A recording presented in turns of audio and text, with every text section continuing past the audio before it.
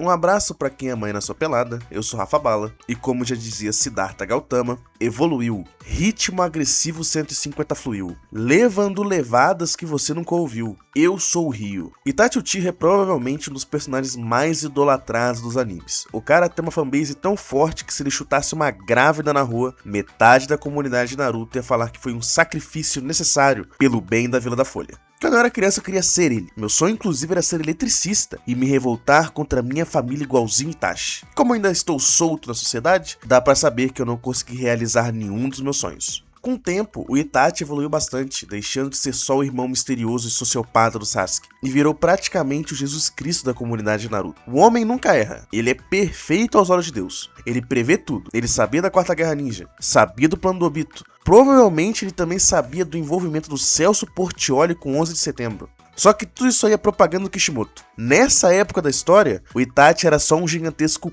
corno.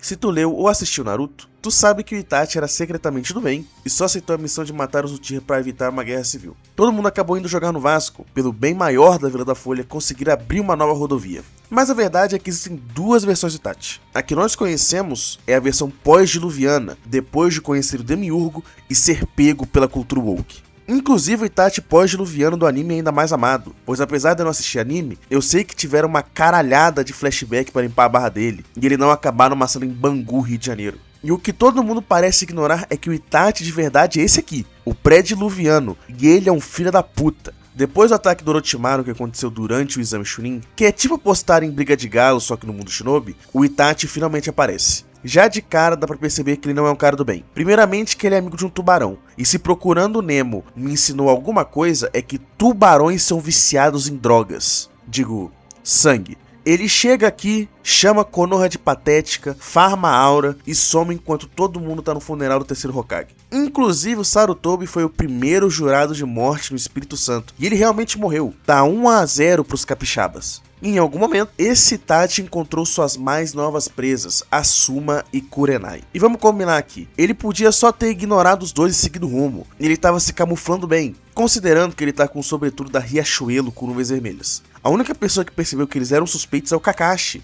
e ele nem estaria ali se uma briga não tivesse começado, ninguém aqui ouve Thomas Shelby aparentemente. E também que ideia de ridículo do caralho lutar com o Itachi. O cara é o Sukuna de Naruto, mano. Tem 1001 habilidades não reveladas anteriormente que ele acaba se lembrando na hora e lança nos caras. Inclusive, o Orochimaru fala em alto e bom tom que o Itachi é mais forte que ele. Por isso ele acabou saindo da Akatsuki. Foi mogado pelo maxilar quadrado do Itachi, mano. Então, com todo respeito aos potentes Jounin de Konoha, mas eles não iam perceber a presença dele se ele só vai embora com o amigo peixe dele, mano. Muito menos iriam ganhar uma luta contra ele. Mas não, o Itachi precisa mostrar que a pica dele é a maior de todas. Se revelar pros caras e dizer, eu não quero matar vocês, caras, com uma expressão de que ele quer matar ele sim, porra. Era só dar a volta, mano, mas não. Vamos andar na rua principal enquanto estamos vestidos como dois padres versão do Satanás. E aí, obviamente que vai começar uma luta. É tipo tu tá com a camisa do Mancha Verde numa área dos Gaviões da Fiel, mano. Tu vai tomar pelo menos uma facada. Inclusive, durante a luta, Kurenai tenta colocar o Itachi no Genjutsu. E assim, eu tenho quase certeza que ensinavam história nas aulas da academia, junto com a Era Vargas e a Revolução Francesa. É óbvio que ela sabe que o Sharingan consegue ver através de qualquer ilusão. Isso é explicado no capítulo 12 do mangá, mano. Mas eu não vou culpar ela por tentar. Vai que o Itachi tava com gonorreia e catarata no dia. E aí, do nada, durante a luta, aparece o Kakashi. Sinceramente, eu não quero nem saber de onde ele veio. Vamos observar o que pra mim é uma das melhores lutas do Naruto antes do time skip. O Kakashi e o Itachi ficam se encarando pra ver quem vai farmar mais aura. O Itachi inclusive faz o olhar do anjo caído pra demonstrar dominância. O Kakashi percebe que o Itachi vai usar um jutsu de água, usando apenas uma mão pra fazer selos. O que a gente viu acontecer só na época do Kabuto. O que a gente viu acontecer só na época do Haku, usando a outra mão com shurikens pra deixar o Kakashi distraído. Então, o Kakashi faz um jutsu pra se defender, com o Itachi dizendo, então você vê através dos meus planos, Kakashi. Vê através dessa facada aqui. Aí ele vai e esfaqueia o Kakashi por trás com um clone. Mas aquele Kakashi também era um clone. Só que no final, o que esfaqueou o Kakashi não era um clone. O clone era o que tava lá atrás. E ele explode. Estão jogando xadrez 4D enquanto resolvem um cubo mágico nessa luta. O cérebro deles cresceu pelo menos uns 2 centímetros. É muito episódio de Rick e Morty. O Itachi, que segundo ele só queria saber do Naruto e sumir, apela e coloca a caixa do Tsukiyomi, onde ele vai ficar esfaqueando o cara pelas próximas 72 horas. Primeiramente, pra quê? O cara já tava fudido antes de tu lançar essa porra. Isso aí foi de jão, mano. E tem muita gente que fala, mas o Kakashi é tão forte mentalmente que ele conseguiria aguentar a tortura. Por isso que o Itachi usou o Tsukiyomi nele. Porra nenhuma, mano. Aqui ele só queria ver o Kakashi sofrer e pedir pra não tomar pica. É o Itachi pré-diluviano. Ele não se importa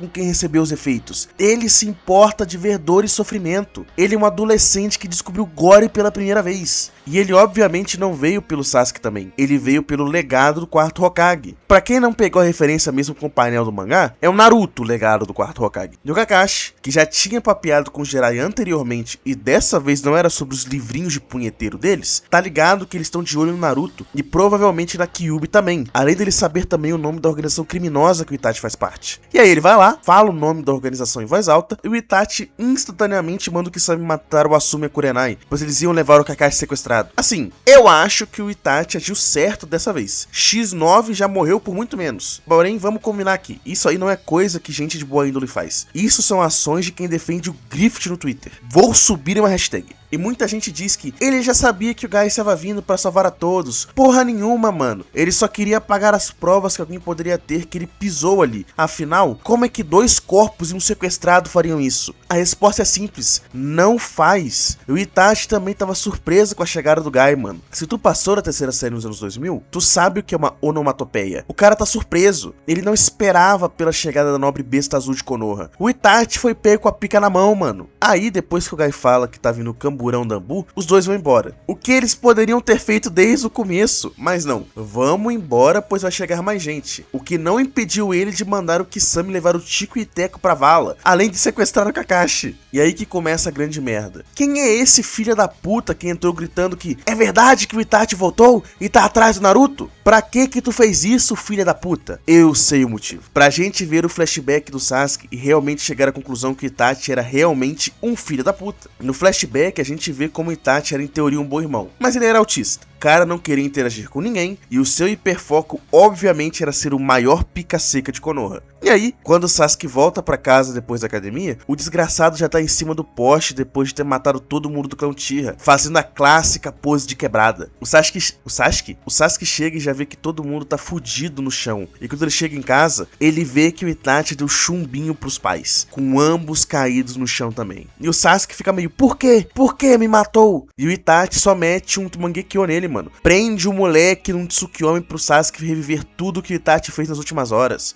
Pois ó, tá te faltando maldade, hein, Sasuke? Você não é mal bastante, hein, mano? Precisa usar mais roupa preta, hein? Então o flashback corta pro Sasuke chegando onde mais ou menos tá o Itachi. Ele vai tentar acertar as contas com ele. Afinal, esse é o objetivo de vida do Sasuke, acabar com o Itachi e restaurar o próprio clã. E quando vai pro próximo capítulo, continua o flashback, com o Sasuke criança caindo no chão se babando todo. O cara derreteu o cérebro do Sasuke. Faltou só fazer o L. E não tem nem como defender o cara nessa época dizendo, mas ele se arrependeu. Olha as expressões que esse filho da puta faz. Isso não é a cara de quem tá arrependido. Isso é a cara de quem é muito fã do Charles Manson. E o Itachi, agora no presente, percebeu que o Sasuke tava puxando muito do tempo dele. Tá atrasando o sequestro do Naruto. Então ele vai e quebra o braço do moleque. Foda-se. E aí, quando o Sasuke levanta, mesmo com o braço quebrado, tentando demonstrar que ele não vai parar até ver o Itachi morto, o cara vai lá e dá uma bica nele, mano. O cara encarnou o pombo por alguns segundos só pra fuder o irmão. E não bastava deixar só o cara no chão, pois já fica na cara que ele não é páreo pro Itachi. Ele é só muito mais forte. Não, o Itachi tem que dar umas biladas no Sasuke. Surra de pau mole, pra ver se o moleque entende que ele é inferior. Nunca vi alguém apanhar tanto assim desde que prenderam um Jack no meu bairro. E aí, pra completar a brincadeira, ele pega o Sasuke pelo pescoço, levanta até a altura dele e coloca ele em outro Tsukiyomi. Aqui não tem como defender o cara. Ele literalmente colocou o irmão, que já não bate muito bem da cabeça desde aquela época que ele usou o Tsukiyomi pela primeira vez, em outro. Só que esse aparentemente dura 24 horas na vida real. O cara tá em coma. O cara torturou o Sasuke 2 vezes. Isso não é algo que alguém secretamente do bem faz. Isso é o que um pescotapa faz. E o Kisame ainda fala algo tipo, pô, mas tu não devia usar tanto seus olhos assim num dia. Tá se passando. O tubarão teve que falar pra ele tomar calma. O cara já não pode ficar usando o Mangekyo direto e ele gasta um dos usos pra fuder a mente do Sasuke pela segunda vez. Dava pra só ter deixado o cara espancado no chão e seguir com a vida. Pegaram o Naruto e fugir. Mas não, ele precisa comer o cu do moleque com farinha antes de continuar com seu plano maligno. E aí, ele fica sussurrando pro Sasuke que ele ainda é fraco, que ele ainda não tem ódio, que ele ainda é um merda, que ele ainda não consegue fazer um duplo carpado twist. E se tu usa o Shippuden como desculpa pras atitudes do Itachi, isso só piora a situação toda, filha da puta. É claro que ele ia direcionar o ódio dele pra vida que fudeu o irmão dele. O cara só conhece o ódio, caralho. Pensa, Itachi, pensa! Então, eles finalmente resolvem ir embora, pois depois de usar tantos óleos especiais, o Itachi precisa de um descanso em Ipanema. O zóio tá doendo. E aí o Sasuke, que foi salvo pelo Jiraiya, tá em coma, mano. Vegetando pela segunda vez na vida dele. Como é que tu não vira emo desse jeito? E no final de tudo, a nobre besta azul de Konoha chega depois que já aconteceu a luta. E o Itachi vai embora por um tempo. Não dava pra ficar ali. E assim, eu mantenho meu ponto. Esse cara é ruim desde o berço. Pelo menos a sua verdadeira versão, o Itachi pré-diluviano. E eu sinceramente prefiro que o Itachi pós-diluviano seja a versão que todo mundo conhece. Imagina ser o maior fã de um psicopata. Não que seja algo incomum nos dias de hoje, aparentemente. Mas é isso.